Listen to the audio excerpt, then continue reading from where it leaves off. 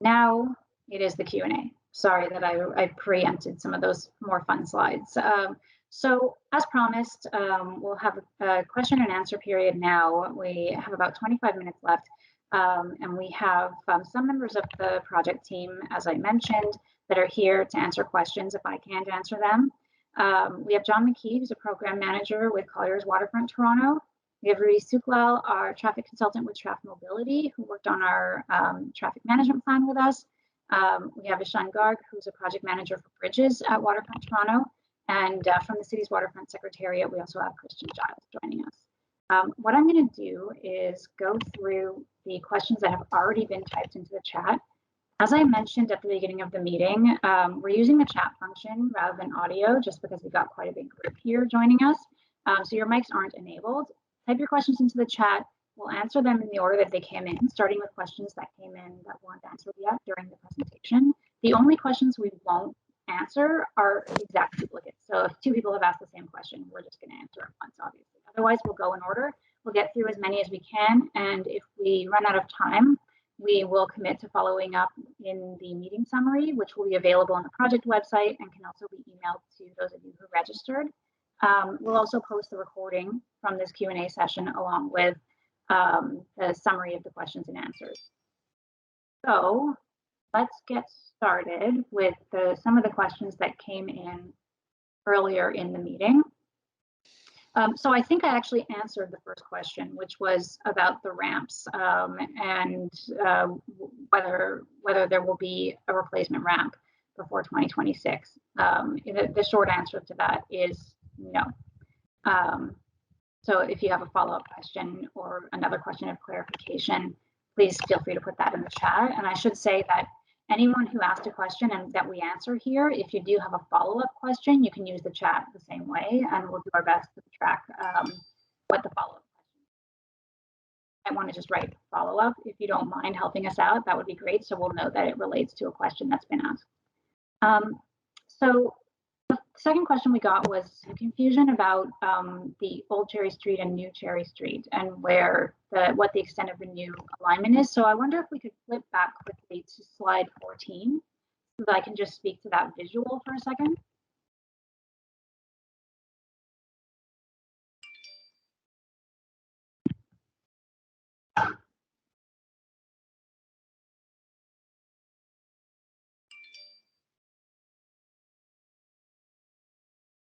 Great. So you can see here that this visual, by the way, is what things will look like in 2024 when we're complete with this phase of construction. So you can see the park that is wraps around the new mouth of the Don River, just north of the Polson Slip there. And then you can see the new alignment of Cherry Street, which I'll speak to in a moment.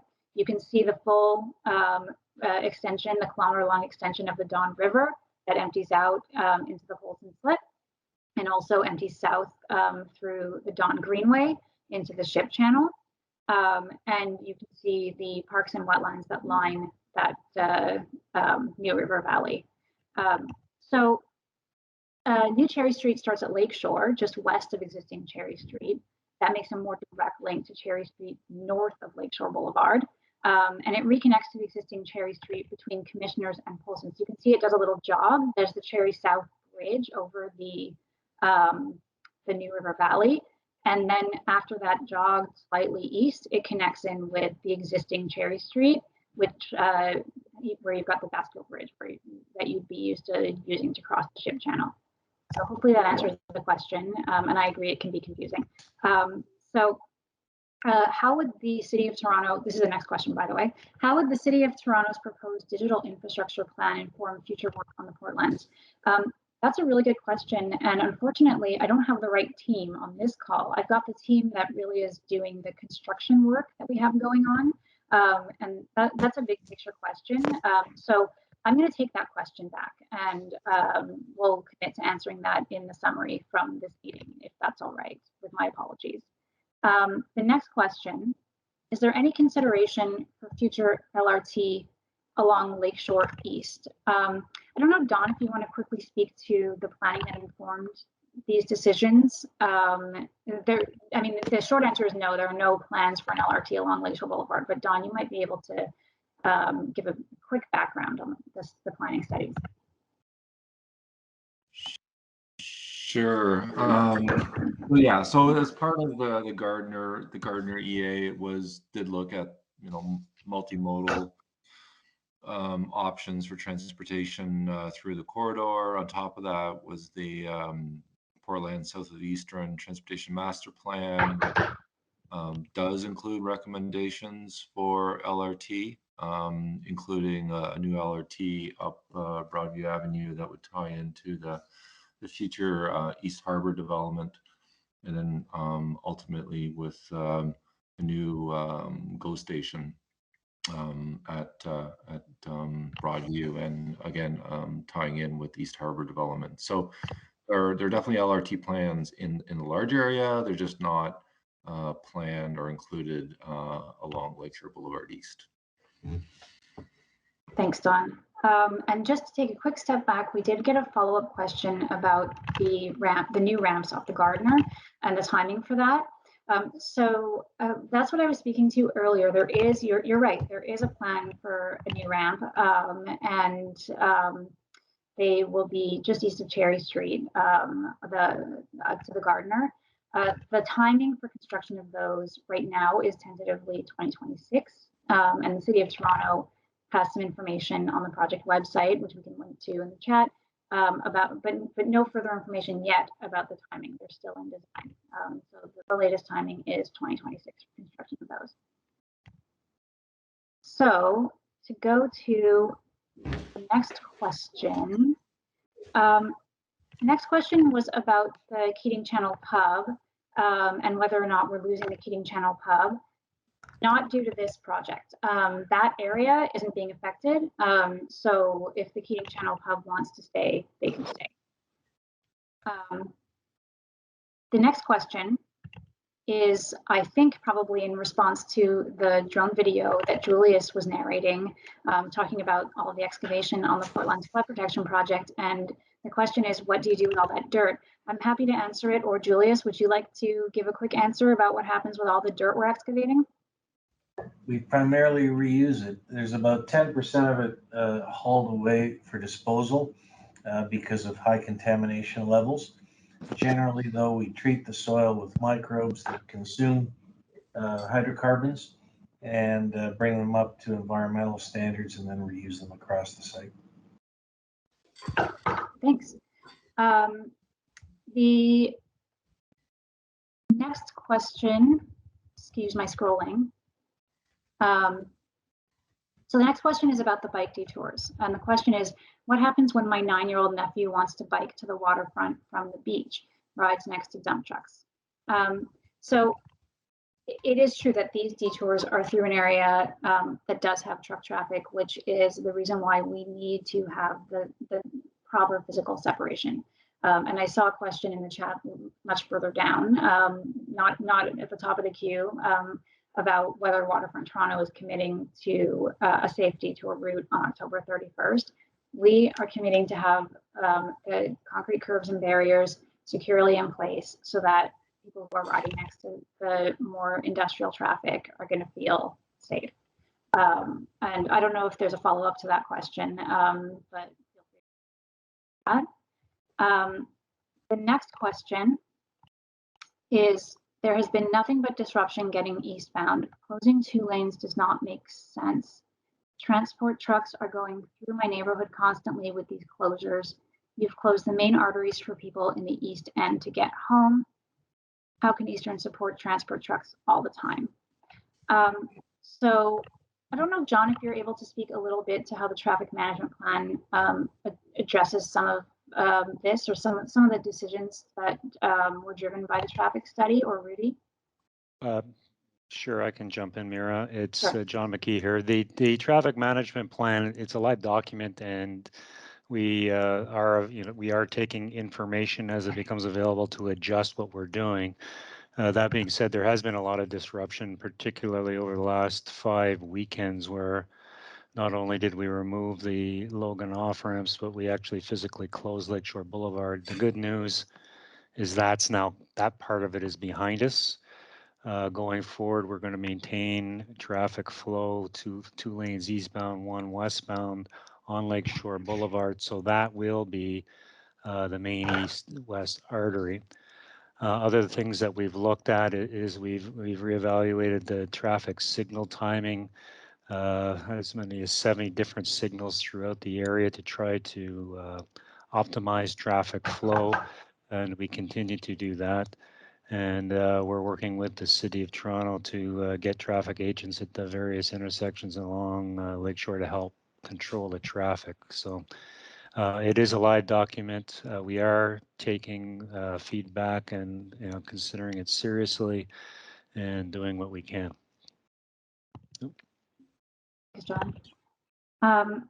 The next question is whether there's any alternative to using paid duty officers for some of the traffic management, traffic control that's going on. John, did you want to take that question as well?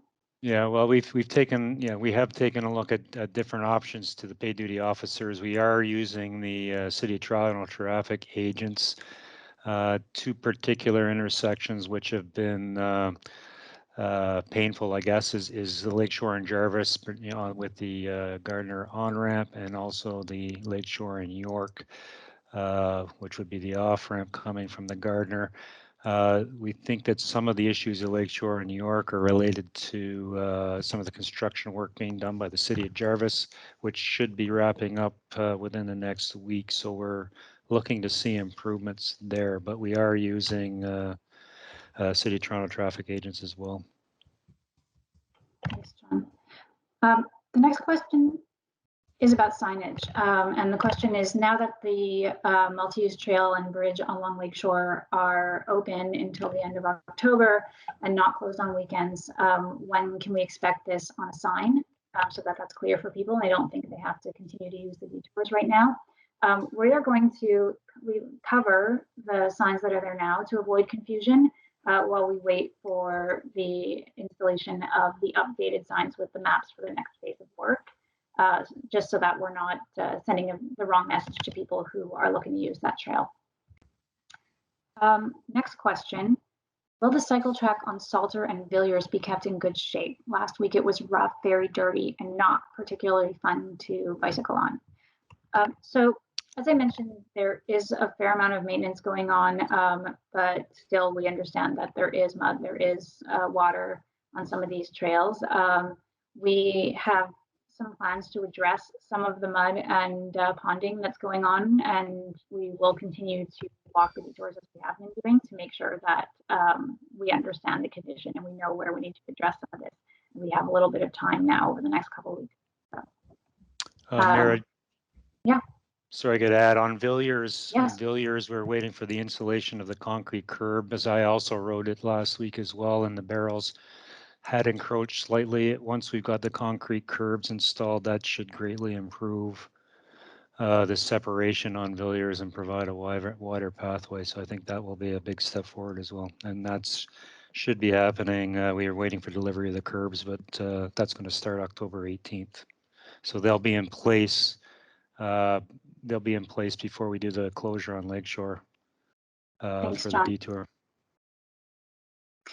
So the next question, I think it is long, so we're going to try to unpack it a little bit.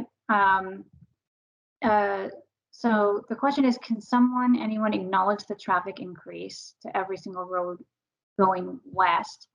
Eastern Avenue is much worse. Lakeshore is a joke because everyone only accesses to the Gardiner westbound at Jarvis. Is there any plan to create advanced greens, maybe not having one lane closed at every road? Even going east, the Jarvis ramp is the only available exit, so Jarvis North has construction. So we addressed the construction that's happening north of Lakeshore on Jarvis, and hopefully that helps to address that concern of yours.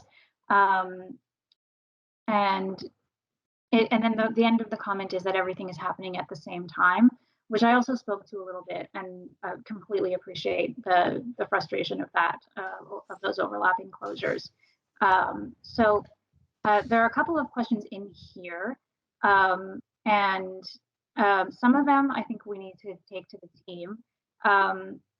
So I mentioned in my presentation as part of the frequently asked questions that the eastbound Jarvis on-ramp from Lakeshore is being kept closed for the project. So because of the benefits shown from the modeling. The closures on westbound Lakeshore at Jarvis should be resolved before we start our work. I think that addresses everything. I think what I'll do is take this one away and make sure that we've covered off all of your comments item by item. You also asked about Eastern Avenue, and we've been looking at that. As I mentioned, there was some parking removed on Eastern, as well as looking at optimizing the traffic signals. So we'll give a more comprehensive answer and make sure that we follow up in the meeting summary. Stuff that wasn't touched. Which barrels, next question, will be replaced on commissioners? For this one, John likely has the answer, and he can give it now, but I also think that it might be helpful for us to show a plan in the meeting summary as part of the answer to this question. I don't know, John, if you want to give a quick answer now, and then we'll commit to that visual later. Yeah, where it is, we are also waiting for some concrete curbs on commissioners. Like, I mean, it's hard to give without showing graphically without the plan. But between Salter and I guess it's Logan, there is going to be concrete curbs going as well. Maybe it's, excuse me, it's Bouchette. Do you want to put the plan up now, or do we want to pass that later? We can pass it later. Given that we don't have a ton of time, we do have the answer to this question, not dodging it. I think it would be more helpful to show on the plan exactly where we're planning to have curbs. So why don't we do that? And then if there's a follow-up question, we'd be happy to correspond over email or whatever works best for you. It's hard to speak to it without the visual. The next question is, can you comment on the plans for the rail spur on Lakeshore? What is the economic rationale for keeping it? That is a question that I don't have the answer to. Christian, do you by any chance have any update around plans relating to that rail spur on Lakeshore? So the transportation services are in the process of studying, are undertaking a rail study, which is pretty well near completion, and it's part of the broader work that they're doing for the Broadview extension as well. But they are looking into it, and you know, there are some interested parties still related to it that we need to touch base with, but it's being looked at by the city, and hopefully that there will be like a determination sometime closer to the end of the year, or even into early 2022. So it is under study right now. Thanks, Christian. Hopefully that answers your question as best as we can at this time. So the next question is about the utility bridge crossing the Don River. And the question is, will it finally be removed? Ishan, do you want to quickly answer that? Sure, Mira. So the utility bridge is basically, we are moving all the utilities currently on the utility bridge further north, not too north, just north of where they are right now, and the utilities including the gas main, the Toronto Hydro duct banks, the water main, and all the other utilities will be shifted over to the new utility corridor. That's what we call it. I hope that answers the question, Mira. Yes, it does. Thank you. Okay, thank you. So the next question, what are the timelines on the upgraded safety cycling features for the full length of the detours? And the second part of the question, why were they not in place in advance of these detours being put in place?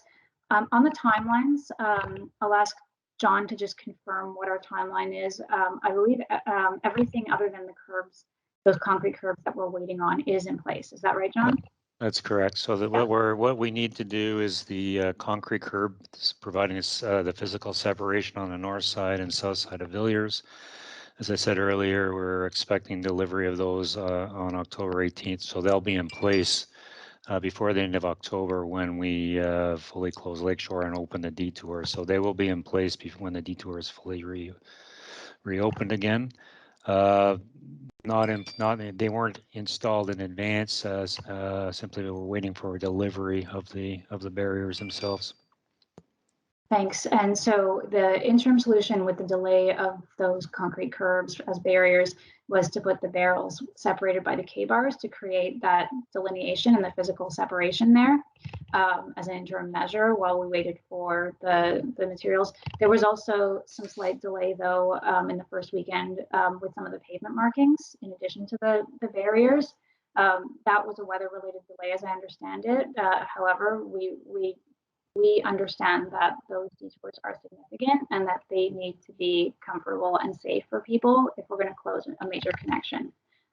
So we're moving forward with that, and we hear the feedback. So the next question is, how many users of the trail ramps have been disrupted? I'm not sure that that's an easily answerable question. We can take that away and ask our traffic consultant to look at that, but that's a tricky question. Next question, what are the designated truck routes from Lakeshore eastbound from Cherry Street to Leslie Street? Designated truck routes from Lakeshore eastbound. So we did have a detour. I don't know if we're able to flip back to show the detour routes. I mean, right now we're talking about, just to be clear, moving forward with no full closure of Lakeshore Boulevard, right? So there will be east-west movement along Lakeshore Boulevard. So actually it's not relevant anymore because you could just take Lakeshore as before. There would be no change. I'm not sure if that actually answers the question or not. Feel free to follow up in the chat. Maybe I misunderstood your question. Next question. Why did it take weeks in order to station traffic control at Jarvis? There was meant to be traffic control at Jarvis. I'm not sure that there's anyone on the line who could answer the question about the timing for that. We've seen now that there are a number of agents at that location and that it's being prioritized. In terms of why there weren't as many agents now in the first weeks, I couldn't say. The next question is, we need advanced screens for the throws of people driving on Eastern to Jarvis. Same going north at Broadview and Eastern. So we will review that feedback with the team. I think it was mentioned already that the traffic management plan is a live document. So if there are adjustments that can be made, that need to be made, the team will make those recommendations. So thank you for your comment on that. We've also received other feedback about areas that are causing some difficulty for people. So the next question, I was going east on Eastern on 5:15 Saturday. The left turn traffic at Logan was backed up significantly. Can you activate the existing left turn signal to work all the time? What I would say is this may not be needed if now that the weekend closures for the ramp removal are done. However, we have to monitor these things when construction resumes on Lakeshore Boulevard East. And just like with the last question, that's something that our traffic consultants, along with the City of Toronto, would look at. And if there's a recommendation to make a change, they can certainly do that. And thanks for that comment and the feedback on that intersection. I just want to take a pause to note that we are at 3:30. I'm going to try and get through a couple more questions. I am conscious of the fact that we've already asked a lot of everyone's time and that we likely are not going to get through all of the questions that we've got here. But as I mentioned, anything that we don't get to now will be answered in the meeting summary, and we can also follow up directly with people via email if there's something that you'd like to have a bit of a back and forth on with us. So the next question is, do we have GPS data from delivery vehicles indicating true delays. I'm not sure that we have anyone on the line that can speak to that. I think the answer is no, but we'll confirm with the project team what information we do have. Next question. There's a great opportunity to replace the Lakeshore Bridge right now. Please comment on plans for replacement of this bridge. Will the general grade of Lakeshore also be elevated to address flooding risks? Simon, are you on the line? Did you want to speak to this? Or Sean? Mira, I can speak to this one. So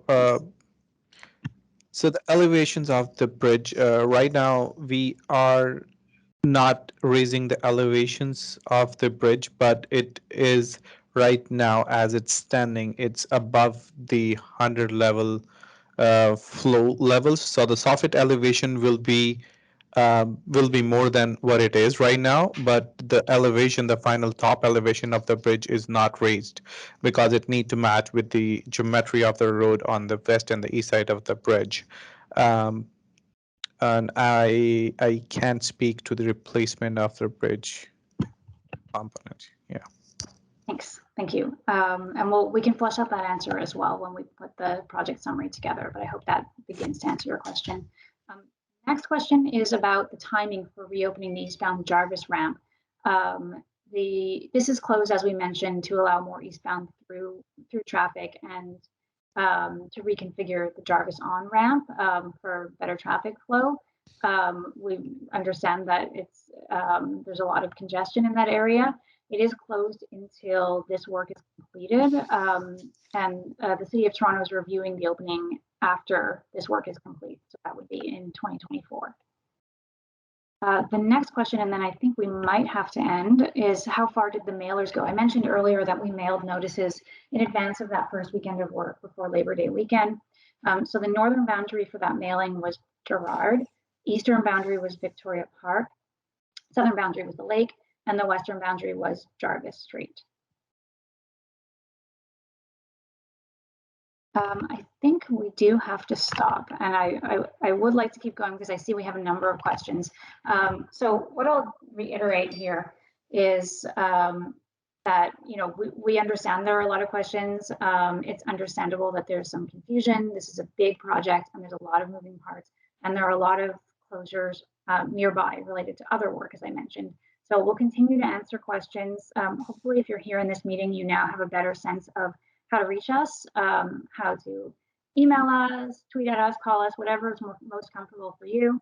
Mail us a letter, and we will be happy to address your questions and also take your concerns and feedback back to the broader group that's examining how we can continue to better keep people moving to the area and address the impacts that people are feeling from the work that's going on here. So with that, I want to thank the project team, thanks to our presenters, and final apology to those whose questions didn't get answered during this session. Thanks very much.